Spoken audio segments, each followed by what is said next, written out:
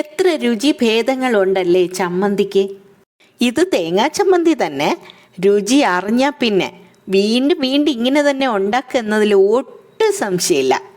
അത്രയ്ക്ക് രുചിയുണ്ട്. 1.5 സ്പൂൺ വെളിച്ചെണ്ണയിൽ കടുക്, 1 സ്പൂൺ ഉഴുന്ന് പരിപ്പ്, 1 സ്പൂൺ കടലപ്പരിപ്പ്.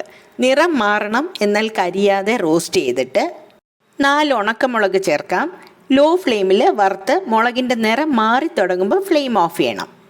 1/2 സ്പൂൺ കായപ്പൊടി, കൂടെ കറിവേപ്പിലയും ഫ്ലെയിം ഓഫ് ചെയ്ത ശേഷം മാത്രമേ ചേർക്കാവൂ. വലിയ ചൂടിൽ കായപ്പൊടിയൊക്കെ റോസ്റ്റ് ചെയ്താൽ അത് കരിഞ്ഞു പോവും, പിന്നെ ചമ്മന്തിയുടെ ടേസ്റ്റ് മാറും. ഇനി ഇത് തണുക്കാനായി മാറ്റി വയ്ക്കാം.